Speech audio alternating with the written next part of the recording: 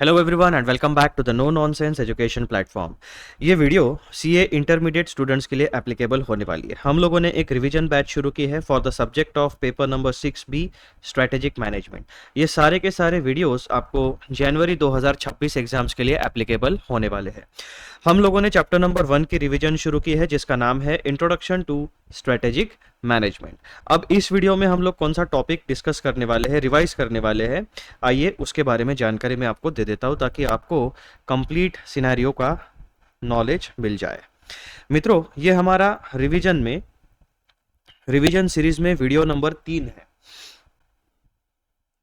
इस वीडियो में हम लोग टॉपिक नंबर 1.4 स्ट्रेटेजिक मैनेजमेंट, उसके इंपॉर्टेंस एंड लिमिटेशंस डिस्कस करने वाले हैं। तो स्ट्रेटेजिक मैनेजमेंट के इंपॉर्टेंस एंड लिमिटेशंस में सबसे पहले बेसिकली देखो, ये जो इंस्टीट्यूट के मॉड्यूल में जो ये हेडिंग दिया हुआ है ना, यहाँ पर केवल इंपॉर्टेंस और लिमिटेशंस कवर किए गए, लेकिन इंपॉर्टेंस एंड लिमिटेशंस के अलावा इसमें हमें ऑब्जेक्टिव्स पढ़ने हैं, कॉन्सेप्ट ऑफ स्ट्रेटेजिक मैनेजमेंट पढ़ना है, उसके बाद में इंपॉर्टेंस है एंड देन मेजर बेनिफिट्स, ऐसे अलग, और उसके बाद में लिमिटेशंस।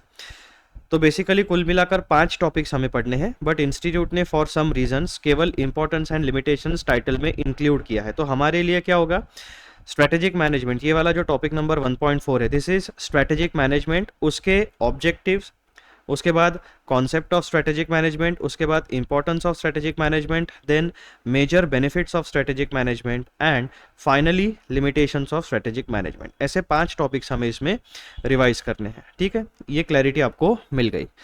अब सबसे पहले जो हम objectives of strategic management revise करेंगे उसमें हम सबसे पहले पढ़ेंगे इंट्रोडक्शन, देन द ऑब्जेक्टिव्स।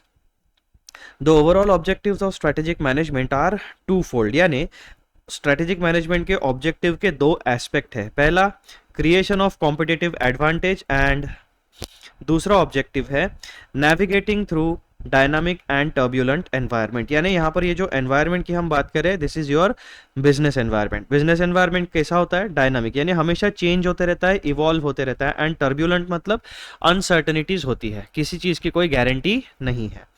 दूसरा टॉपिक हम रिवाइज करेंगे। अब यहाँ पर ये जो ऑब्जेक्टिव्स वाला पोर्शन है, दिस इज हाईली इंपॉर्टेंट, ठीक है, from exam point of view. Then next topic हम रिवाइज करेंगे, concept of strategic management, heart and soul of managing a business enterprise. अगर कोई भी व्यक्ति, कोई भी एंटरप्रेन्योर जिसे बिजनेस रन करना है, जिसे बिजनेस ग्रो करना है, he must know about strategic management, क्योंकि स्ट्रेटेजिक मैनेजमेंट क्या है, heart and soul of managing a business enterprise.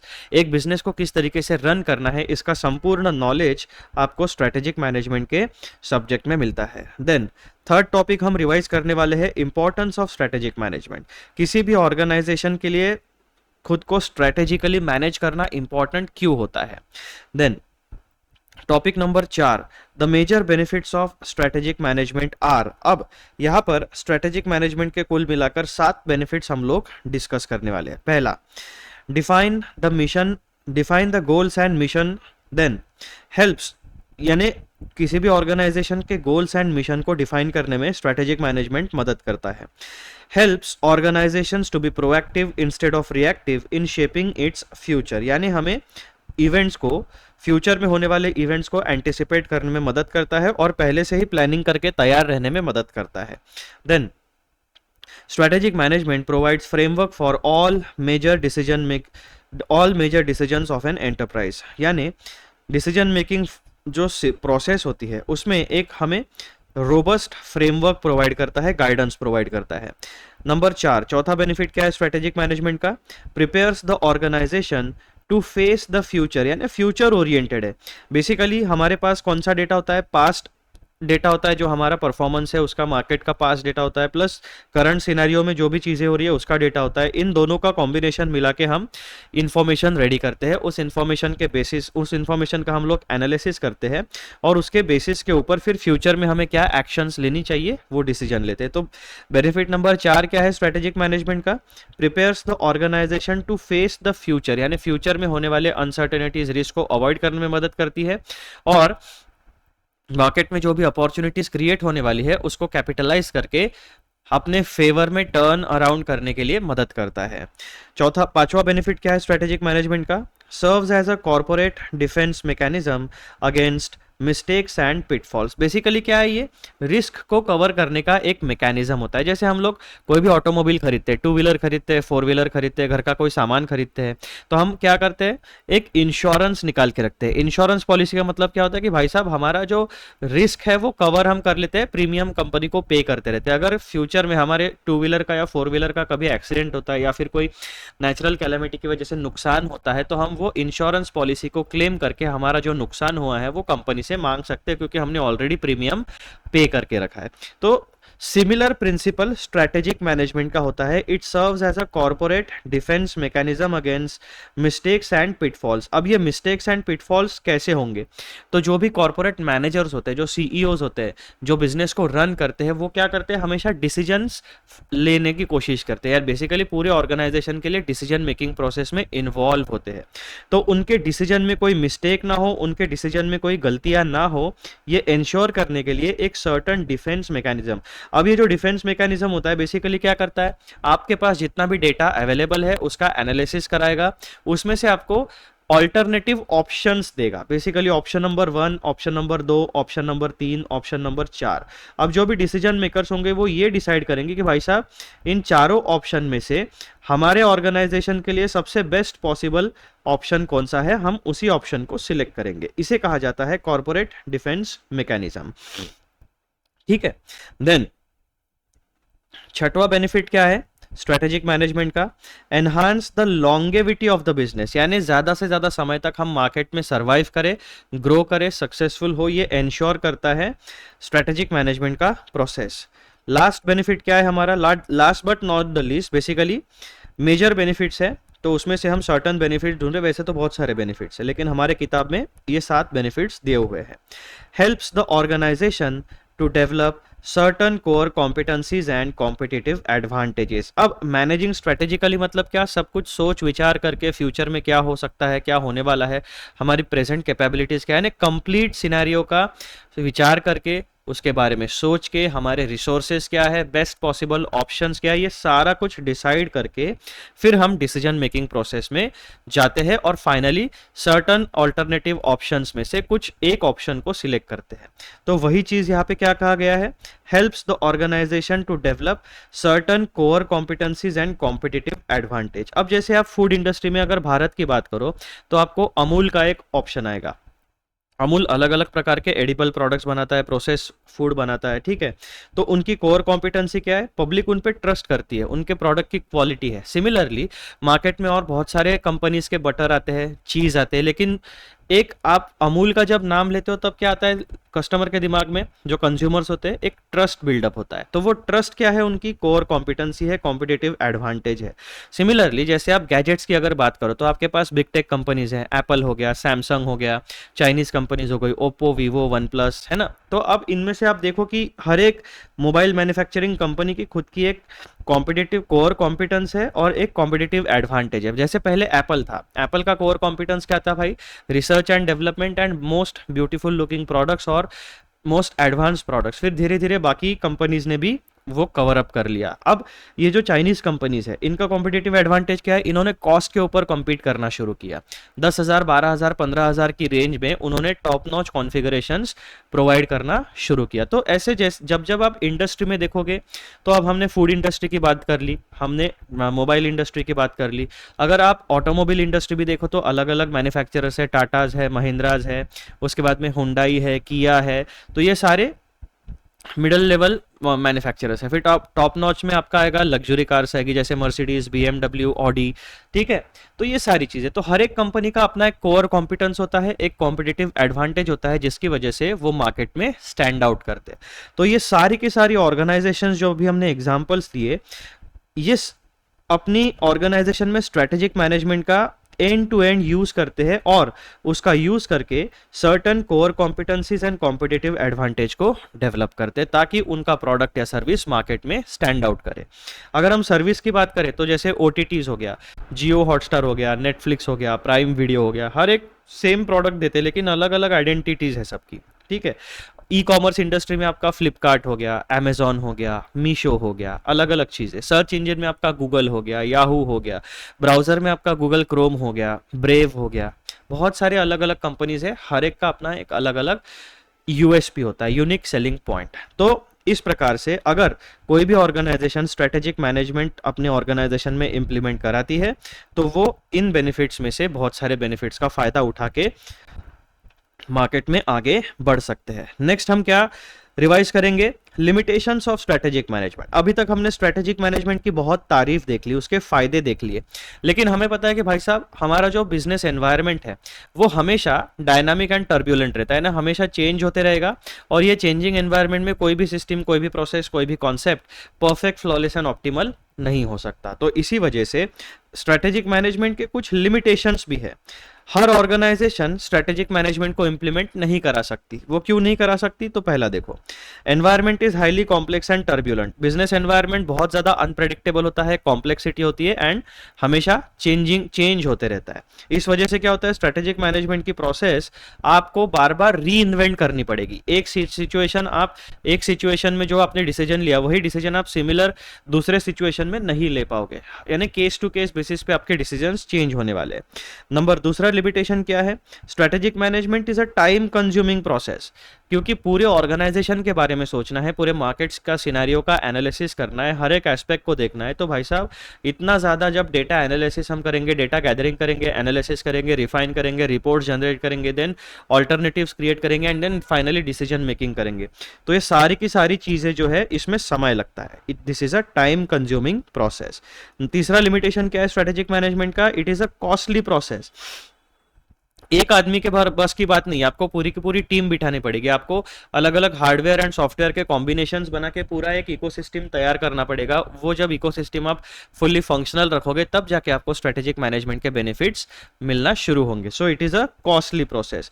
हर एक ऑर्गेनाइजेशन के पास इतना इन्वेस्टमेंट करने के लिए पैसा नहीं होता है ना, वर्किंग कैपिटल उतना इजीली अवेलेबल नहीं होता है कि वो हर कंपनी स्ट्रेटेजिक मैनेजमेंट प्रोसेस में इन्वेस्ट कर सके। चौथा लिमिटेशन क्या है, difficult to clearly estimate the competitors responses. अब मार्केट में जैसे हम फोर व्हीलर मैन्युफैक्चरर की बात करेंगे, पैसेंजर व्हीकल की, टाटा हो गया, महिंद्रा हो गया, किया हो गया, हुंडई हो गया, फोक्सवैगन हो गया, बहुत सारे अलग अलग कंपनीज हैं। अब कौन सा कॉम्पिटिटर क्या डिसाइड करेगा, किस तरीके से खुद को स्ट्रेटेजिकली मार्केट में पुटअप करेगा, ये हम प्रेडिक्ट नहीं कर सकते। वो उनका एक्शन लेने के बाद फिर उन्होंने क्या डिसीजन लिया, क्या एक्शन लिया, कौन सा मार्केटिंग कैंपेन उन्होंने रन किया, इसका एनालिसिस हम कर सकते हैं। तो basically it is very difficult to estimate कि भाई साहब मेरा जो कॉम्पिटिटर है मार्केट में वो किस तरीके से रिस्पॉन्ड करेगा, वो किस तरीके से रिसर्च एंड डेवलपमेंट करेगा और मार्केट में क्या क्या चेंजेस वो ला सकता है। ये सारी चीज़ें जो कॉम्पिटिटर्स वाली जो चीज़ें हैं वो डिपेंड करती है उस कॉम्पिटिटर के पास कितने रिसोर्सेस हैं। ठीक है जी, अब सबसे आखिरी वाला जो टॉपिक हम इसमें रिवाइज करने वाले हैं वो है आपका illustration number 2। Why do businessman opt for strategic management even with its limitation. अब इन दोनों सवालों में आपको बेसिकली एक ही बात पूछी गई है, बस दोनों का स्टाइल पूछने का अलग अलग है, वर्डिंग पूछने का अलग अलग है, आंसर दोनों क्वेश्चंस का सेम ही रहने वाला है।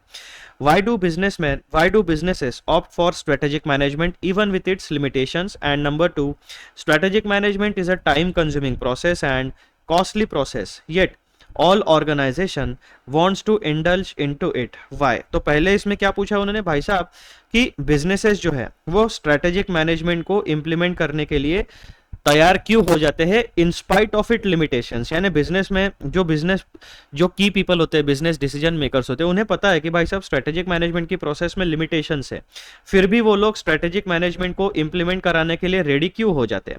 यानी लिमिटेशंस होने के बावजूद लोग स्ट्रेटेजिक मैनेजमेंट को क्यों अपनाते हैं, क्यों इंप्लीमेंट करते हैं। और सेकंड में क्या बोला गया, आपको डायरेक्टली 2 लिमिटेशंस बता दिए गए। भाई साहब it is a time consuming process, it is a costly process, but still organizations want to indulge into it, यानी स्ट्रेटेजिक मैनेजमेंट प्रोसेस को इंप्लीमेंट करते हैं। तो बेसिकली कोर क्वेश्चन क्या हो गया यहाँ पे, लिमिटेशंस होने के बावजूद ऑर्गेनाइजेशन स्ट्रेटेजिक मैनेजमेंट को इंप्लीमेंट क्यों करते हैं। तो आपका आंसर का फ्रेमवर्क कैसे तैयार करना है आपको, पहले तो आप बताओ कि भाई साहब in spite of it limitations, यानी बहुत सारे लिमिटेशंस है, लेकिन ये जो लिमिटेशंस है इन लिमिटेशंस से ज्यादा हमें बेनिफिट्स मिलते हैं स्ट्रेटेजिक मैनेजमेंट की प्रोसेस से। तो बेनिफिट्स आउटवे द लिमिटेशंस, और इस वजह से जो बेनिफिट्स वाला तराजू है वो भारी पड़ता है लिमिटेशंस के ऊपर, और इस वजह से जिन भी ऑर्गेनाइजेशंस के पास रिसोर्सेस है वो डेफिनेटली इन बेनिफिट्स का फायदा उठाने के लिए स्ट्रेटेजिक मैनेजमेंट की प्रोसेस को अपनी ऑर्गेनाइजेशन में इंप्लीमेंट कराते हैं। तो यहाँ पर मैंने आपको बेसिक कोर क्वेश्चंस का समझा दिया और आपको आंसर का फ्रेमवर्क बता दिया। अब हम चलते हैं हमारे एक्चुअल रिवीजन में। Topic number 1.4 strategic management importance and limitations. लेकिन जैसा कि मैंने आपके साथ अभी डिस्कस किया, यहाँ पर हम लोग क्या क्या चीज़ें पढ़ने वाले हैं, objectives, concept, importance, benefits and limitations, 5 बातें हम लोग यहाँ पर पढ़ने वाले हैं। आपके रेफरेंस के लिए मैंने यहाँ पर आपको मेंशन करा दिया भाई साहब, ICAI का जो जुलाई 2024 का मॉड्यूल है वो आपको जनवरी 2026 एग्जाम के लिए एप्लीकेबल होने वाला है, और टॉपिक नंबर 1.4 जो है वो आपको इंस्टीट्यूट के मॉड्यूल में पेज नंबर 1.7 से लेकर 1.13 पे मिलने वाला है। ठीक है, तो जिन भी बच्चों के पास मेरे नोट्स अवेलेबल नहीं है वो मॉड्यूल पे पेज नंबर 1.7 टू 1.13 को पढ़ सकते हैं। It's the same content, but जो मेरे नोट्स है वो हाईली ऑर्गेनाइज्ड है with proper headings and all the point wise content. बाकी पूरा का पूरा कंटेंट सेम है यहाँ पर। तो सबसे पहली चीज, objectives of strategic management. Introduction में हमें क्या पढ़ना है, देखो रिवीजन चालू है हमारी, पूरा का पूरा एक्सप्लेनेशन नहीं होगा यहाँ पे, this is a revision video. The importance of strategic management essentially. अब यहाँ पर देखो कि भाई साहब स्ट्रेटेजिक मैनेजमेंट का इंपॉर्टेंस किन चीज में छुपा हुआ है। The importance of strategic management essentially lies in enabling an organization to perform better than its competitors and its own past and present performance. Strategic management जब आप इंप्लीमेंट कराते हो तो आपका परफॉर्मेंस जो है वो बेटर होता है। अब आप बेटर परफॉर्म कर रहे हो या नहीं कर रहे हो, ये आपको कैसे पता चलेगा, जब आप कंपेयर करोगे। तो कंपेयर करने के लिए यहाँ पर 2 पैरामीटर्स होते हैं। पहला, स्ट्रैटेजिक मैनेजमेंट जब आप इंप्लीमेंट करते हो तो आपके मार्केट में जितने भी कॉम्पिटिटर्स हैं उनसे आपका परफॉर्मेंस बेहतर होगा, एंड आपका जो पास्ट एंड प्रेजेंट परफॉर्मेंस है उससे भी आपको अच्छा परफॉर्म करने में यानी बेटर परफॉर्म करने में मदद मिलेगी। किस वजह से, स्ट्रेटेजिक मैनेजमेंट की वजह से। और यही है importance of strategic management, that is enhancement of performance with respect to customers and organization's own past and present performance. The importance of strategic management essentially lies in enabling an organization to perform better than its competitors and its own past and present performance. That is, delivering superior returns to the investors, superior value to the customers, and superior performance with respect to expectations of the employees, suppliers, government and society. अब ये जो आपका performance अच्छा होने वाला है, ये कौन से लेवल्स पे अच्छा होने वाला है, ये आपको सेकंड पैराग्राफ में बताया गया है। पहले लाइन में आपको बता दिया गया है भाई साहब स्ट्रेटेजिक मैनेजमेंट का इंपॉर्टेंस क्या है और वो रिफ्लेक्ट कहाँ पे होगा, बेटर परफॉर्मेंस आपका रिफ्लेक्ट कहाँ पे होगा, वो आपको सेकंड पैराग्राफ में बताया गया है। The importance of strategic management essentially lies in enabling an organization to perform better than its competitors and its own past and present performance, that is delivering superior value to investors. तो आपको basically क्या करना है, superior value, that is delivering superior returns to investors. Returns किसको आप देते हो, investors को देते हो। सुपीरियर वैल्यू किसको प्रोवाइड करते हो, आप कस्टमर्स को। एंड सुपीरियर परफॉर्मेंस किसको चाहिए होता है, with respect to employees, suppliers, government and society. Employees क्यों इंटरेस्टेड होंगे आपके ऑर्गेनाइजेशन के परफॉर्मेंस में भाई साहब, उनका पेमेंट, उनका बोनस, उनका इंक्रीमेंट, उनका प्रमोशन डिपेंड करता है आपके ऑर्गेनाइजेशन के परफॉर्मेंस के ऊपर। सप्लायर्स को क्या चाहिए, ज्यादा से ज्यादा पैसा मिलना चाहिए, रेगुलर इनकम होनी चाहिए, बिजनेस उनका भी बढ़ना चाहिए। गवर्नमेंट को क्यों इंटरेस्ट होता है सुपीरियर परफॉर्मेंस में, टैक्स रेवेन्यू बढ़ता है, एम्प्लॉयमेंट जनरेशन होता है, देश की जीडीपी आगे जाती है। एंड सोसाइटी, बेसिकली अगर एक बिजनेस सक्सेसफुल होता है तो सोसाइटी में उसका लॉन्ग लास्टिंग इंपैक्ट होता है, पॉजिटिव इंपैक्ट होता है। तो इसीलिए जब भी कोई ऑर्गेनाइजेशन स्ट्रेटेजिक मैनेजमेंट को इंप्लीमेंट करती है तो उसे 3 लेवल पर उसकी सुपीरियर परफॉर्मेंस रिफ्लेक्ट होती है। पहला, generating superior returns for investors, delivering superior value to the customers and delivering superior performance with respect to the expectations of the employees, suppliers, government and parameters. तो basically आपका revenue बढ़ेगा, आपका superior value, basically customer में आपकी brand image बढ़िया होगी and आपका performance improve होगा। पॉइंट नंबर 2, अब ये बहुत, इस पर मैंने बहुत ज्यादा टाइम स्पेंड क्यों किया, because this is an important topic, आपको आंसर्स में ये सारी चीजें लिखनी पड़ेगी। Point number 2, the overall objectives of strategic management are to fold. पहला, creation of competitive advantage and दूसरा, navigating through dynamic and turbulent environment. अब ये देखो, पॉइंट नंबर 1 और पॉइंट नंबर 2 ये दोनों कनेक्टेड है। कैसा?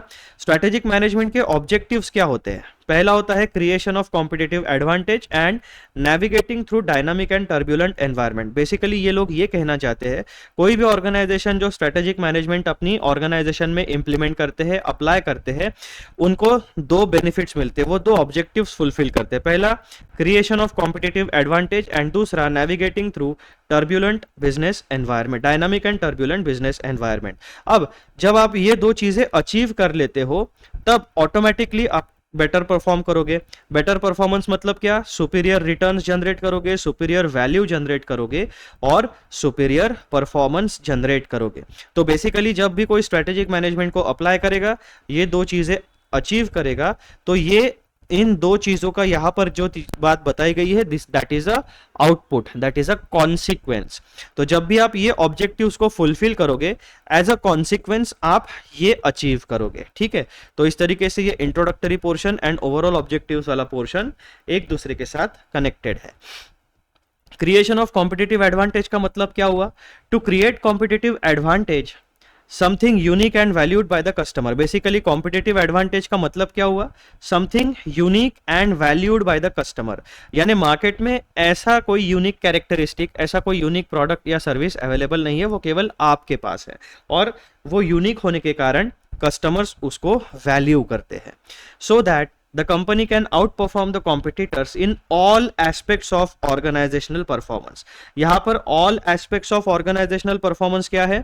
superior returns, superior value and overall superior performance। तीन aspects यहां पर बताए गए हैं परफॉर्मेंस के, जो आप अचीव कर सकते हो by creating competitive advantage। Number B, navigating through dynamic and turbulent environment, to guide the company successfully through all changes in the environment, that is to react in the right manner। यानी हमने strategy का approach देखा था, partly proactive and partly reactive, तो उसी approach को कहा जाता है react in the right manner. Realistic approach हमेशा यही होता है, हमें एक बात पता है कि भाई साहब हम भगवान नहीं है, हम 100% फ्यूचर प्रेडिक्ट नहीं कर सकते, और इस वजह से क्या होता है कि हमारा जो बिजनेस एनवायरनमेंट है उसमें कॉम्प्लेक्सिटी निर्माण होती है, टर्बुलेंस निर्माण होता है एंड वो अनसर्टन हो जाता है। तो जो चीजें हम प्रेडिक्ट कर सकते हैं उनके लिए पहले से तैयारी कर लो, जो चीजें हम प्रेडिक्ट नहीं कर सकते हैं उनके लिए हमें एक रिस्पॉन्स मैकेनिज्म तैयार करने में स्ट्रेटेजिक मैनेजमेंट मदद करता है। तो बेसिकली ये हो गए आपके objectives of strategic management. Then concept of strategic management, heart and soul of managing a business. अब ये जो स्ट्रेटेजिक मैनेजमेंट का कॉन्सेप्ट है उसे heart and soul of managing a business enterprise क्यों कहा जाता है, उसका जवाब आपको यहाँ पर मिलने वाला है। ये भी आपका एक प्रकार का डायरेक्ट क्वेश्चन यहाँ पर भी बन सकता है, अगर इंस्टीट्यूट को लगा तो this is a highly important topic, यहाँ पर भी एक डायरेक्ट सवाल आपको आ सकता है, एज इट इज आपको आंसर छाप के आना पड़ेगा अगर ऑब्जेक्टिव्स के बारे में पूछा गया तो। Concept of strategic management, heart and soul of managing a business enterprise. The organizational operations are highly influenced by the increasing rate of change in the environment and the ripple effect created on the organization। यहाँ पर क्या बोला गया है भाई साहब, हमारा जो बिजनेस एनवायरनमेंट होता है उसकी वजह से ऑर्गेनाइजेशन के ऊपर इंपैक्ट होता है और उसके डेली ऑपरेशंस के ऊपर भी इंपैक्ट निर्माण होता है। Changes can be external to the firm और they may be introduced in the firm by managers. जो भी बिजनेस एनवायरनमेंट में चेंजेस हो सकते हैं वो दो जगह पर हो सकते हैं, पहला एक्सटर्नल बिजनेस एनवायरनमेंट या फिर internal business environment. It may manifest in the blurring of industry and firm boundaries driven by technology, deregulation और through globalisation.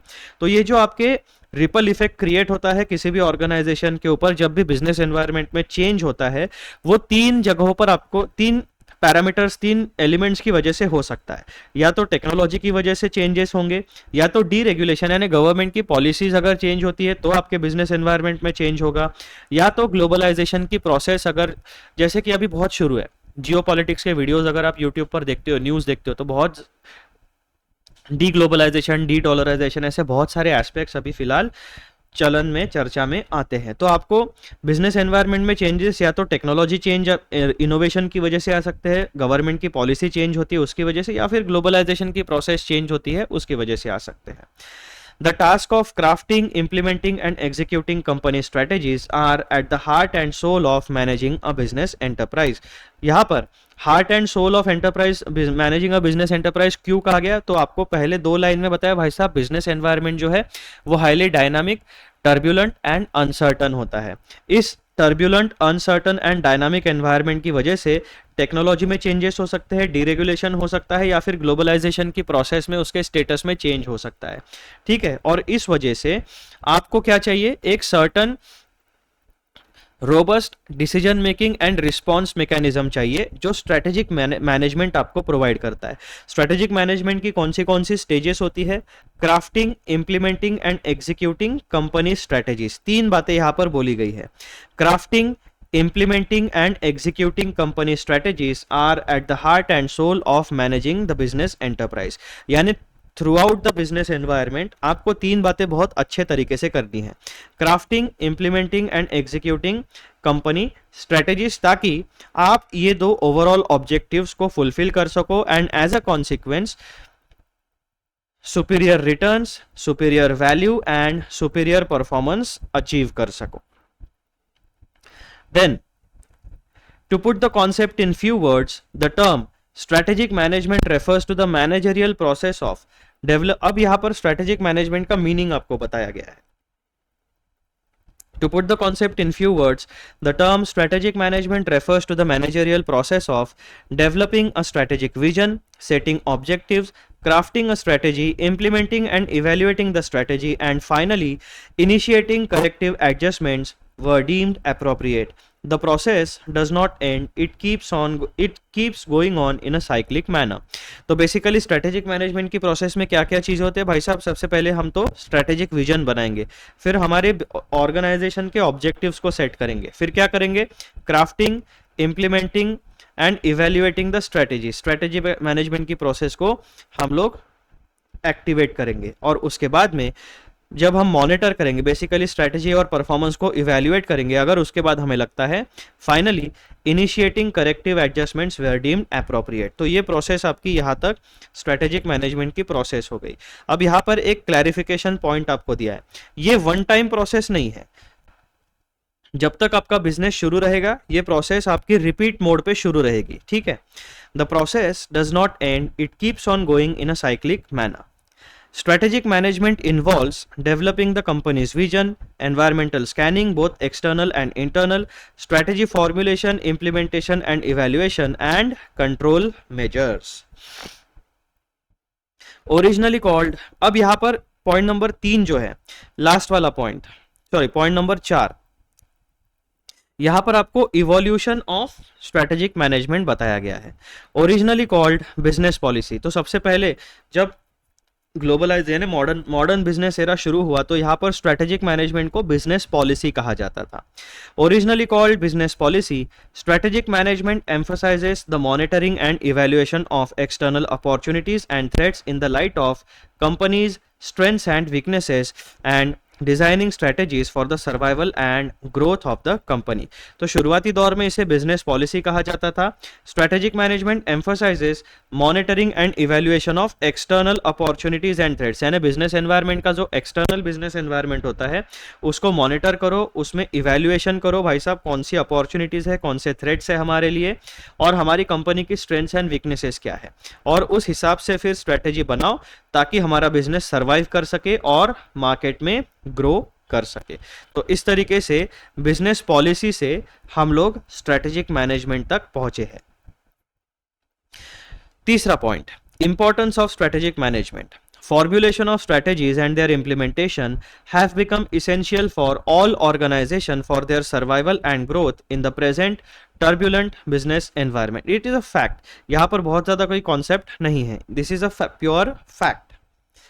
Survival of the fittest, अब ये जो इंपॉर्टेंस है ना, this is highly valued topic by examiners, यानी इसके ऊपर question set होने के चांसेस बहुत ज्यादा होते हैं। अलग अलग प्रकार से आपको सिनेरियो बेस्ड क्वेश्चंस, एमसीक्यूज या फिर डिस्क्रिप्टिव क्वेश्चन यहाँ पर आ सकते हैं regarding importance of strategic management. लेकिन स्ट्रेटेजिक मैनेजमेंट का इंपॉर्टेंस आप तभी समझ पाओगे जब आप ऑब्जेक्टिव्स को सही तरीके से पढ़ोगे और topic number 2 concept of strategic management को सही तरीके से पढ़ोगे। Formulation of strategies and their implementation have become essential for all organizations for their survival and growth in the present turbulent business environment. यहाँ पर ये 3 पॉइंट बहुत अच्छे तरीके से, बहुत बढ़िया वाले एग्जाम्पल दिए इंस्टीट्यूट ने। Survival of the fittest as propagated by Charles Darwin is the only principle of survival for all organization where fittest are not the largest और strongest organizations but those who can change and adopt successfully to changing business environment, to changes in business environment. तो यहाँ पर basically क्या कहा गया है, एक हमारे चार्ल्स डार्विन भाई साहब है, उन्होंने एक थियरी दी थी सर्वाइवल ऑफ द फिटेस्ट। ये थियरी बिजनेस के कॉन्टेक्स्ट में उन्होंने नहीं दी थी, लेकिन ये थियरी अगर हम उसका बेसिक सिद्धांत देखें, बेसिक प्रिंसिपल्स अगर उनके देखेंगे तो बिजनेस में भी वो बेसिक्स हमारे एप्लीकेबल होते हैं। उन्होंने क्या कहा था भाई साहब, सर्वाइवल ऑफ द फिटेस्ट, यानी इस दुनिया में वही स्पीसीज सर्वाइव कर पाएगी जो फिट है। अब फिट का मतलब स्ट्रॉन्गेस्ट या लार्जेस्ट नहीं होता है, ठीक है। According to Charles Darwin the fit species does not mean the largest species or it also does not means the strongest species. Fittest का मतलब वो होता है कि भाई साहब जो environment पे होने वाले changes के साथ खुद को successfully adapt करा सके। businesses के लिए भी यही applicable होता है। आपको अगर इन बिजनेसेस के बारे में पता होगा तो आपके आंखों के सामने पूरा का पूरा सिनेरियो एकदम क्लियर हो जाएगा।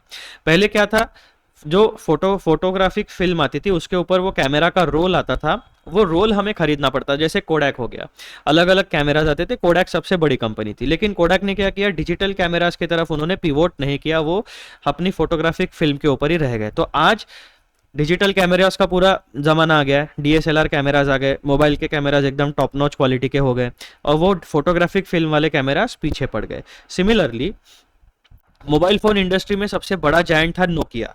अब नोकिया ने क्या किया, स्मार्टफोन की तरफ पिवोट नहीं किया, टच स्क्रीन की तरफ पिवोट नहीं किया, तो नोकिया ऑब्सोलीट हो गया, नोकिया मार्केट से बाहर हो गया, ब्लैकबेरी मार्केट से बाहर हो गया। ऐसे बहुत सारे अलग अलग जो बेसिक फोन थे वो फोन मार्केट से बाहर हो गए। अब टच स्क्रीन वाला जमाना है। फिर धीरे धीरे आप देखोगे जो आपके टैब्स होते हैं, टैबलेट्स जैसे आईपैड हो गया या फिर आपका कोई भी अलग आप टैब यूज करते होगे तो उसके जमाने आ गए। फिर लैपटॉप का जमाना आया, डेस्कटॉप फिर धीरे धीरे ऑब्सोलीट होते चले गए। अभी भी यूटिलिटी बहुत है डेस्कटॉप की, लेकिन जनरली लोग लैपटॉप लेना पसंद करते हैं क्योंकि पोर्टेबल डिवाइस है। तो इसी तरीके से मार्केट में बहुत सारे चेंजेस होते रहते हैं। तो जो भी बिजनेस ऑर्गेनाइजेशन उन चेंजेस के साथ अडॉप्ट नहीं करती है वो सर्वाइव नहीं कर पाएगी। ये यहाँ पर बिजनेस का बेसिक प्रिंसिपल कह रहे हैं। Survival of the fittest as propagated by Charles Darwin is the only principle of survival for all organization where fittest are not the largest और strongest organization but those who can change and adapt successfully to the changes in business environment। तो अगर आप में से भी कोई chartered accountant बनने के बाद या फिर अभी से अगर किसी बिजनेस में जाना चाहते हो तो आप ये बात ध्यान में रखना, सबसे मेन होता है आपका बिजनेस एनवायरनमेंट। आप कौन से इंडस्ट्री में, कौन से सेगमेंट में, किस बिजनेस एनवायरनमेंट में आप काम करने वाले हो, उसका आपको बिल्कुल डिटेल में नॉलेज होना चाहिए। किस तरीके के चेंजेस है, किस तरीके के ट्रेंड्स है उस बिजनेस में, किस तरीके की टेक्नोलॉजी यूज होती है, इसके बारे में डीप रिसर्च करना है, उसके बाद फिर बिजनेस में उतरना है। और ये प्रिंसिपल हमेशा याद रखना है, survival of the fittest, where fittest organizations are those who can change and adapt successfully to the changes in business environment। ये most important line है, ठीक है। Where fittest are not the strongest or the largest organization but those who can change and adapt successfully to the changes in the business environment। Many business giants have followed the path of extinction, failing। अब यहाँ पर इन्होंने जो survival of the fittest हमें as a business principal समझाने की कोशिश की है। पॉइंट नंबर 2 में उसी के एग्जाम्पल्स दिए गए हैं। Many business giants have followed the path of extinction, failing to manage drastic changes in the business environment। अब यहाँ पर बहुत सारे अलग अलग बिजनेस जायंट्स हैं जो मार्केट से बाहर हो गए, मार्केट में खत्म हो गए। क्यों? क्योंकि उन्होंने खुद को चेंज नहीं किया और बिजनेस एनवायरनमेंट के साथ अडॉप्ट नहीं किया। कौन से एग्जांपल्स है ऐसे? बजाज स्कूटर्स, बेसिकली देखो बजाज ने तो पिवोट कर लिया, यहाँ पर ये एग्जांपल उतना ज़्यादा रिलेवेंट नहीं होता है। जो पहले बजाज की स्कूटर आती थी, फिर उन्होंने मोटरसाइकिल पे पिवोट कर लिया, अब उन्होंने electric vehicle and petrol moped वगैरह अलग अलग विदाउट गियर वाली जितनी भी गाड़ियाँ टू व्हीलर होती है उसमें पिवोट कर लिया है। फिर आप देखोगे LML scooters, basically Bajaj and LML इन्होंने पिवोट कर लिया, लेकिन जो ऑटोमोबाइल का टाइप है जैसे स्कूटर, तो वो ऑब्सोलीट हो गया, उसकी जगह पे मोपेड्स ने जगह ले ली। देन आपका आता है Murphy radio, BPL television, Videocon, Nokia ये जो मोबाइल की कंपनी थी, कोडैक कैमरा वाली कंपनी थी, and so on. Thus, it becomes imperative to study business strategy. Businesses follow the war principle of win। अब दो इंपॉर्टेंट प्रिंसिपल्स यहाँ पे बताए गए हैं, survival of the fittest and, दो इंपॉर्टेंट प्रिंसिपल्स है इंपॉर्टेंस ऑफ स्ट्रेटेजिक मैनेजमेंट समझाने के लिए। पहला survival of the fittest and दूसरा होता है वॉर प्रिंसिपल ऑफ विन और लूज। जो वॉर होती है ना, यानी युद्ध लड़ाई, उसमें भाई साहब कभी टाई नहीं होता, कोई ऐसा नहीं होता कि तुम भी जीत गया मैं भी जीत गया, नहीं भाई, एक पार्टी जीतेगी दूसरी पार्टी हारेगी, ठीक है। वही चीज बिजनेस में भी होता है। Businesses follow the war principle of win और lose and only in a small number of cases win win situation arises. Hence each organization has to build its competitive advantage over the competitors in the business warfare in order to win. This can be done only by following the process of strategic management. Strategic management की process में कौन सी steps होती है? पहले तो आप internal and external यानी total business environment का एनालिसिस करोगे। एनालिसिस करने के बाद जो भी डेटा आपके पास आएगा, जो भी इंफॉर्मेशन आपके पास आएगी, उसके बेसिस के ऊपर आप स्ट्रैटेजी फॉर्मुलेट करोगे, उन स्ट्रैटेजी को रियलिस्टिकली इंप्लीमेंट करोगे। जब आप इंप्लीमेंट करते हो तो आपके पास एक्चुअल परफॉर्मेंस का डेटा जनरेट होने लगता है। उस डेटा को गैदर करके आप उस डेटा का इवैल्यूएशन करोगे, अपनी स्ट्रैटेजीज और डेटा जनरेशन जो भी होगा उसका इवैल्यूएशन करोगे, और इवैल्यूएशन के साथ साथ ही आप कंट्रोल मेजर्स भी लगाओगे। यानी कंट्रोल मेजर्स वो होते हैं जो गलतियों को सुधारने के लिए हम सिस्टम इंप्लीमेंट करते हैं। तो बेसिकली स्ट्रैटेजिक मैनेजमेंट में आप क्या करते हो? Strategic analysis, strategy formulation, strategy implementation, strategy evaluation and establishing the control measure for successful implementation of the strategies. तो समझ में आ गया आपको स्ट्रैटेजिक मैनेजमेंट का इंपॉर्टेंस क्या होता है। फॉर्मुलेशन ऑफ, एक बार फिर से इसको रिवाइज करते हैं because this is highly important topic. Formulation of strategies and their implementation have become essential for all organizations for their survival and growth in the present turbulent business environment. Survival of the fittest, as propagated by Charles Darwin, is the only principle of survival for all organizations where fittest are not the largest or strongest organizations, but those who can change and adapt successfully to the changes in business environment. Many business giants have followed the path of extinction, failing to manage the drastic changes in the business environment. For example, Bajaj scooters, LML scooters, Murphy radio, BPL television, Videocon, Nokia, Kodak, and so on. Thus, it becomes imperative to study business strategy. Businesses follow the war principle of win or lose, and only in a small number of cases win-win situation arises. Hence, each organization has to build its competitive advantage over the competitors in the business warfare in order to win. This can be done only by following the process of strategic management, that is strategic analysis, strategy formulation and implementation, strategy evaluation and control of strategies.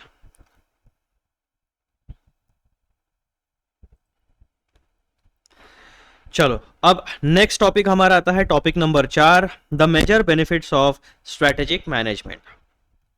तो देखो भाई साहब, objectives आपने पढ़ लिया, concept of strategic management, heart and soul of managing business enterprise पढ़ लिया, importance of strategic management पढ़ लिया। अब इतनी सारी बातें जब हमने स्ट्रेटेजिक मैनेजमेंट के लिए पढ़ ली तो इट इज ऑब्वियस कि भाई साहब इसके कुछ ना कुछ बेनिफिट्स तो है। वो बेनिफिट्स क्या होंगे? जब हम स्ट्रेटेजिक मैनेजमेंट को एम्ब्रेस करते हैं, इंप्लीमेंट करते हैं, तो उससे हमें अपने ऑर्गेनाइजेशन में क्या क्या बेनिफिट्स मिलने वाले हैं। पहला, define the goals and mission.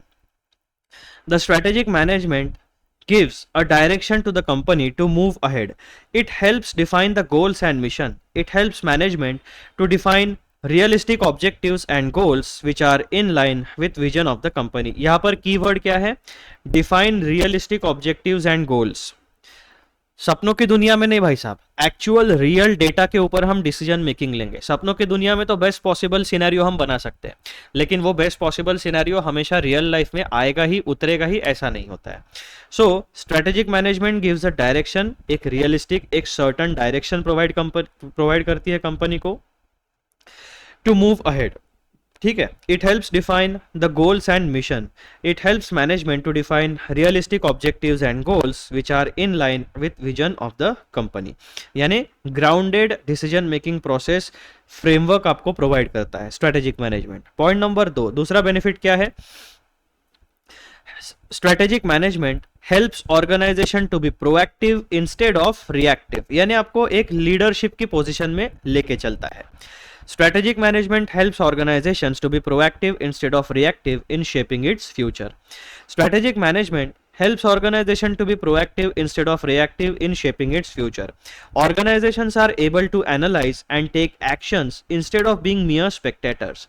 Thereby, they are able to control their own destiny in a better manner. It helps them in working within vagaries of environment and shaping it instead of getting carried away by its turbulence or uncertainties. तो basically proactive बनाता है आपको instead of being reactive in shaping the future of the organization. अगर आपको successful होना है, survive करना है, grow करना है and market leader बनना है, तो proactive and reactive दोनों प्रकार के approaches को आपको embrace करना पड़ेगा। तीसरा benefit क्या मिलता है strategic management का? Provides a framework for all major decisions of an enterprise. Strategic management provides frameworks for all major decisions of an enterprise, such as decisions on businesses, products, markets, manufacturing facilities, investments and organizational structure. तो ये जो strategic management है ना, ये एक प्रकार का framework होता है। अब ये जो framework है ना, इसको आप बहुत सारे अलग अलग जगहों पर अप्लाई कर सकते हो। तो वही चीज यहां पर बताई गई है कि भाई साहब स्ट्रेटेजिक मैनेजमेंट का फ्रेमवर्क ऑर्गेनाइजेशन में होने वाले, लेने वाले बहुत सारे मेजर डिसीजंस को आप अप्लाई कर सकते हो। वो डिसीजंस कौन से हो सकते हैं कि भाई साहब हमें कौन से बिजनेसेस में काम करना है, हमें कौन से प्रोडक्ट्स या कौन से मार्केट्स में काम करना है, मैन्युफैक्चरिंग फैसिलिटी कैसी होनी चाहिए, कहाँ होनी चाहिए, और हमारी कैपेसिटी कितनी होनी चाहिए, कहाँ पे हमें इन्वेस्ट करना है, basically technology, talent acquisition etcetera, and organization का स्ट्रक्चर कैसे होना चाहिए। ठीक है, ये बहुत सारे अलग अलग डिसीजंस होते हैं। इन एरियाज में स्ट्रेटेजिक मैनेजमेंट आपको मदद करता है। It provides better guidance to entire organization on the crucial point about what it is trying to achieve, यानी ऑर्गेनाइजेशन के अल्टीमेट गोल्स एंड ऑब्जेक्टिव क्या है, इसमें आपको क्लैरिटी प्रोवाइड करेगा स्ट्रेटेजिक मैनेजमेंट। पांचवा बेनिफिट आपको क्या मिलता है स्ट्रेटेजिक मैनेजमेंट का? Prepares the organization to face the future. Strategic management seeks to prepare the organization to face the future and act as pathfinder to various business opportunities. pathfinder का मतलब क्या होता है? बेसिकली आपको ये बिजनेस एनवायरनमेंट को scanning करने में मदद करता है। बिजनेस एनवायरनमेंट में कौन सी अपॉर्चुनिटीज है उसको फाइंड आउट करके कैपिटलाइज करने में मदद करता है। इसीलिए स्ट्रेटेजिक मैनेजमेंट को कहा गया है strategic management seeks to prepare the organization to face the future and act as pathfinder to various business opportunities. Organizations are able to identify the available opportunities and identify ways and means to reach them.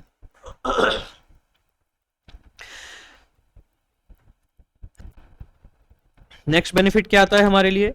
Serves as a corporate defense mechanism against mistakes and pitfalls. Strategic management serves as a corporate defense mechanism against mistakes and pitfalls. It helps organizations to avoid costly mistakes in product market decisions, in product market choices or investments. Basically एक तरीके की insurance policy हमें provide करता है, अलग अलग options हमें देके। Then next benefit, enhance the longevity of the business. Strategic management helps to enhance the longevity of the business. With the state of competition and dynamic environment, it may be challenging for organizations to survive in the long run. ठीक है, short run में तो बहुत सारे businesses survive कर लेते हैं, लेकिन किसी भी बिजनेसमैन का एक बेसिक ऑब्जेक्टिव होता है कि भाई साहब उसे लाइफ लॉन्ग उस बिजनेस में सरवाइव करना है, ग्रो करना है और बढ़िया रिटर्न्स जनरेट करने हैं। तो ये जो लॉन्गेविटी ऑफ द बिजनेस है, यानी आप ज़्यादा से ज़्यादा समय तक मार्केट में सरवाइव कर सको, आपका बिजनेस में लॉस होके आपको बिजनेस बंद करने की ज़रूरत ना पड़े, तो ये सारा कुछ इंश्योर करता है strategic management. It helps the organization to take a clear stand in the related industry and make sure that it is not just surviving on luck. Actions over expectations is what strategic management ensures. और सातवां benefit क्या है? Helps organization to develop certain core competencies and competitive advantage. जो objective हमने देखा था, याद है ना आप लोगों को? Competitive advantage and navigating through the dynamic and turbulent environment, और इसके कॉन्सिक्वेंस के में हम लोग superior returns, superior value and superior performance को जनरेट करते हैं।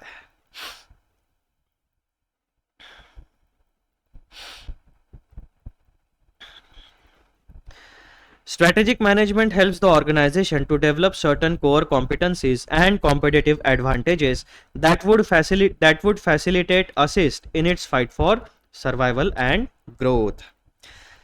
देखो, अब हमने इंपॉर्टेंस ऑब्जेक्टिव्स पढ़ लिए, कॉन्सेप्ट हार्ट एंड सोल है समझ लिया, उसका इंपॉर्टेंस समझ लिया, स्ट्रेटेजिक मैनेजमेंट का बेनिफिट्स देख लिए। अब कुछ लिमिटेशंस है, उनको भी ध्यान से पढ़ लेते हैं।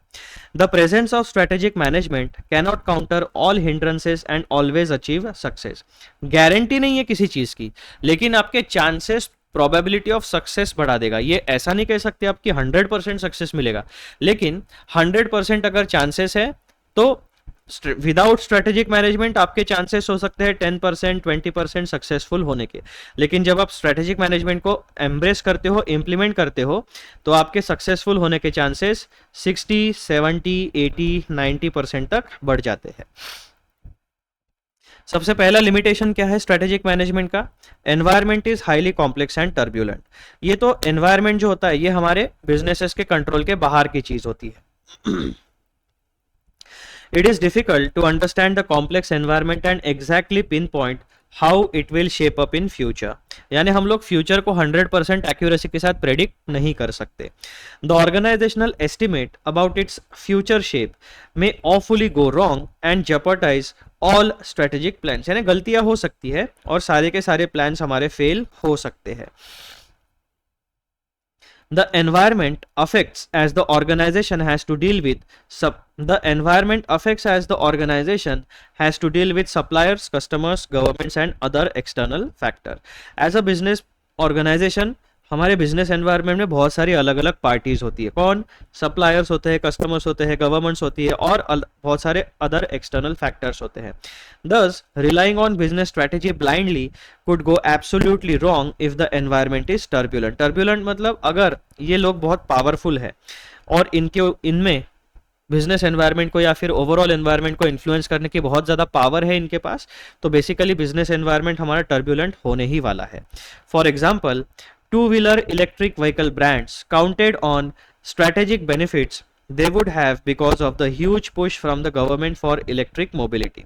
अब यहाँ पर देखो, electric two wheeler electric vehicle का एग्जांपल दिया गया। गवर्नमेंट ने बहुत सारी सब्सिडीज दी, एनकरेज किया, तो इसकी वजह से क्या हुआ, बिजनेस जो भी बिजनेस हाउसेस है उन्होंने टू व्हीलर इलेक्ट्रिक मैन्युफैक्चरिंग में, इलेक्ट्रिक व्हीकल मैन्युफैक्चरिंग में इन्वेस्टमेंट किया। अब प्रॉब्लम क्या हुआ देखो, however customers are getting reluctant to purchase EVs due to safety concerns amidst frequent incidents of batteries catching fire. बहुत सारे आग लगने के जो इंसिडेंसेस हुए बैटरी में, उसकी वजह से क्या हो गया, लोगों का EVs पे थोड़ा सा भरोसा कम हो गया। भाई साहब रेगुलर व्हीकल खरीदो और आगे बढ़ो।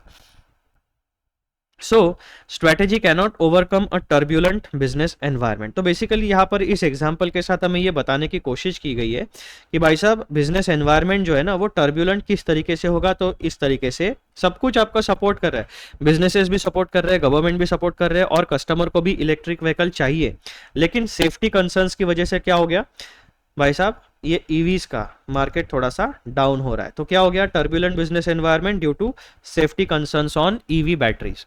तो एक इसकी वजह से आपका बिजनेस एनवायरनमेंट में इफेक्ट हो सकता है, बिजनेस के ऊपर इफेक्ट हो सकता है। तो स्ट्रेटेजी ये इंश्योर नहीं करेगी कि भाई साहब कस्टमर के दिमाग में क्या क्या चाहिए। हाँ, स्ट्रैटेजी आप ऐसा बना सकते हो कि ये जो फायर इंसिडेंट्स है इसको आप रिड्यूस करोगे, लेकिन आप ये गारंटी नहीं दे सकते हो कि बैटरी में आग लगेगी ही नहीं। तो इस तरीके से काम चलता है। So this is your first limitation, जहां पर स्ट्रेटेजिक मैनेजमेंट आपका कोई फायदेमंद नहीं होगा। सेकंड लिमिटेशन क्या है? Strategic management is a time consuming process, समय लगता है भाई साहब। Organizations spend a lot of time in preparing and communicating the strategies that may impede daily operations and negatively impact the routine business. अब time consuming है तो रोज अगर आप स्ट्रेटेजिक मैनेजमेंट का कम्युनिकेशन करोगे अपने एम्प्लॉयज के साथ तो टाइम लगेगा तो रूटीन बिजनेस में आपका सारी जो एक्शन है, आपके जो टास्क है वो डिले होते चले जाएंगे। Planning and strategizing are important but putting them in action is where actual success lies. तो अगर आपको एक्चुअल सक्सेस चाहिए तो भाई साहब एक्शन ओरिएंटेड बनना पड़ेगा। प्लानिंग तो सब लोग बहुत तगड़ा करते हैं, लेकिन उसको इंप्लीमेंट भी उसी तरीके से आपको जब करोगे तब सक्सेस मिलेगा। Similar to us students, planning and strategizing what to study, from where to study, and at what time of the day to study consumes so much of our actual study time that by the time we have to study, we are almost exhausted. Similarly, in business, if way too much time is spent on planning and formulating, then it might not be as fruitful. तो भाई साहब जो हम बचपन से पढ़ते आए हैं ना, सुनते आए हैं, time is money, time is most valuable commodity. तो भाई साहब यहाँ पर वही चीज बताए। प्लानिंग में बहुत ज्यादा हम लोग इतना सोचते, इतना प्लानिंग करते हैं, हाँ ये किताब खरीदूंगा, फिर वो किताब, फिर वहां से ये क्वेश्चन, फिर इसमें टाइम आपका कंज्यूम हो जाता है। आधा दिन इसमें चले जाएगा, फिर आधे दिन में आप बोलोगे कि यार अभी ब्रेक ले लेता हूँ, फिर ब्रेक के बाद आप पढ़ने की कोशिश करोगे, फिर रात हो जाएगी, फिर आप खाना खा के सो जाओगे, फिर बोलोगे यार कल से फ्रेश स्टार्ट करता हूँ। अब यही विशियस साइकिल आपकी एज अ स्टूडेंट शुरू होती है। तो इसीलिए चाहे बिजनेस हो या फिर आपकी एग्जामिनेशन हो, एक्चुअल सक्सेस अगर आपको चाहिए तो आपको प्लानिंग करके एक certain amount of time planning के लिए प्रोवाइड करो, 5% 10%, और बाकी का टाइम इंप्लीमेंटेशन की तरफ। जैसे जैसे आप इंप्लीमेंट करते जाओगे अपनी स्ट्रेटेजी, आपको पता चलते जाएगा कि भाई साहब कहाँ पे इंप्रूवमेंट का स्कोप है। ऑन द गो आपको इंप्रूवमेंट करना पड़ेगा, सिर्फ ऑन पेपर इंप्रूवमेंट के प्लानिंग करके कुछ नहीं होने वाला है। Then strategic management is a costly process, पैसा खर्चा करना पड़ेगा, रिसोर्सेज खर्चा करने पड़ेंगे। Strategic management adds a lot of expenses to an organization. Expert strategic planners need to be engaged. Efforts are made for analysis of external and internal environments, devise strategies and properly implement them. This can be really costly for organizations with limited resources, particularly when small and medium organizations create strategies to compete. तो यहाँ पर आप देखो, जो small and medium enterprises होते हैं, basically MSME organisations जो होती है, उनके पास वर्किंग कैपिटल एक लिमिटेड अमाउंट में होता है। तो उनके पास दो प्रकार के ऑप्शंस होते हैं, या तो स्ट्रैटेजिक मैनेजमेंट को अप्लाई करो, इंप्लीमेंट करो, या तो मत करो। वो जो कैपिटल है आप अपनी प्रोडक्शन प्रोसेस में लगाते रहो। तो ये जो एमएसएमई वाला पोर्शन होता है, ये जनरली स्ट्रैटेजिक मैनेजमेंट प्रोसेस को पार्शली या फिर बहुत कम प्रमाण में, बहुत कम क्वांटिटी में इंप्लीमेंट करता है। लेकिन जिनके पास बहुत ह्यूज रिसोर्सेस है, वो डेफिनेटली स्ट्रैटेजिक मैनेजमेंट प्रोसेस को अपनी ऑर्गेनाइजेशन में इंप्लीमेंट कराते हैं। Strategic management requires experts, and these experts are costly resources. Thus, the process as a whole required good amount of funds to be spent. Difficult to clearly estimate the competitor's response. Last limitation for strategic management. Basically ये जो limitation है strategic management का limitation नहीं है, ये environment की वजह से strategic management कुछ सिनेरियो में काम नहीं करेगा, वो बातें आपको बताई गई है। In a competitive scenario where all organizations are trying to move strategically, it is difficult to clearly estimate the competitive responses to a firm's strategies. It is quite difficult to gauge strategic planning of the competitors because most of these decisions are taken within closed doors by the top management. For example, Apple changed the market dynamics of speaker industry by choosing to remove 3.5 mm audio jack from iPhones. Now, to be relevant in the market, all major speaker brands had to put concentrated efforts to develop their own true wireless speakers and compete with new entrants. ठीक है भाई साहब, तो इस तरीके से आपके limitations होते हैं. Then Illustration number 2. Why do businesses opt for strategic management even with its limitations? And strategic management is a time consuming and costly process, yet all organizations want to indulge into it. अब institute ने केवल इतना एक line का answer आपको दिया है, 2 line का आंसर, लेकिन आपको 2 लाइन का आंसर लिख के मार्क्स नहीं मिलेंगे। आपको इंस्टीट्यूट ने क्या दिया, ये हिंट है आपके लिए, आपको लॉन्ग आंसर लिखना पड़ेगा। तो इसका कोर क्या है सवाल का, भाई साहब स्ट्रैटेजिक मैनेजमेंट के लिमिटेशंस है, फिर भी ऑर्गेनाइजेशन स्ट्रैटेजिक मैनेजमेंट को सिलेक्ट और इंप्लीमेंट क्यों करते हैं। तो उसका सिंपल बेसिक जिस्ट क्या है, because even though it has its limitations, its importance outweighs its shortcomings. A business cannot operate and succeed without proper strategic management. तो ये आपका कंक्लूजन हो गया। अब इसका आंसर में आप क्या क्या लिखोगे, तो सबसे पहले तो भाई साहब आप ये बताओगे, सबसे पहले आप इंपॉर्टेंस ऑफ स्ट्रेटेजिक मैनेजमेंट बताओगे। इंपॉर्टेंस ऑफ स्ट्रेटेजिक मैनेजमेंट में सबसे पहले आप लिखोगे कि स्ट्रेटेजिक मैनेजमेंट का ओवरऑल ऑब्जेक्टिव क्या होता है, creation of competitive advantage and navigating through dynamic environment. फिर आप बताओगे कि इन 2 ऑब्जेक्टिव्स को जब हम फुलफिल करते हैं तो एज अ कॉन्सिक्वेंस हमें सुपीरियर रिटर्न जनरेट करने की कैपेसिटी मिलती है, हमें सुपीरियर वैल्यू जनरेट करने की कैपेबिलिटी मिलती है और हम सुपीरियर परफॉर्मेंस जनरेट कर सकते हैं। इतनी बातें आपको सबसे पहले पोर्शन में लिखनी है। फिर आप क्या लिखोगे, ये वाले जो 2 प्रिंसिपल्स आपको बताए गए हैं, इंपॉर्टेंस ऑफ स्ट्रेटेजिक, तो इंपॉर्टेंस ऑफ स्ट्रेटेजिक मैनेजमेंट, उसमें आप ये तीनों पॉइंट अच्छे तरीके से लिखोगे। Survival of the fittest, examples of failed businesses and war principle of win और लूज। तो सबसे पहले आपने क्या एस्टेब्लिश कर दिया, ओवरऑल ऑब्जेक्टिव्स, उसके बाद में आपने importance of strategic management establish कर दिया। फिर आप बताओगे कि इन ऑब्जेक्टिव्स और इंपॉर्टेंस ऑफ स्ट्रेटेजिक मैनेजमेंट की वजह से हमें इतने सारे बेनिफिट्स मिलते हैं।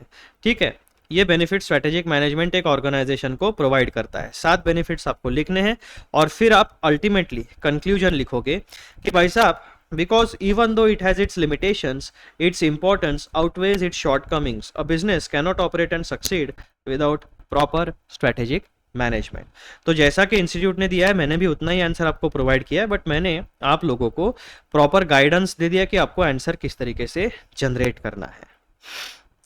तो दोस्तों, मित्रों, फ्यूचर चार्टर्ड अकाउंटेंट्स, इसी के साथ हमारा टॉपिक नंबर 1.4 जो है, जहाँ पे हम लोगों ने स्ट्रेटेजिक मैनेजमेंट के ऑब्जेक्टिव्स, उसका इंपॉर्टेंस, उसके बेनिफिट्स, उसके लिमिटेशंस, ये सारी चीजें डिस्कस की है।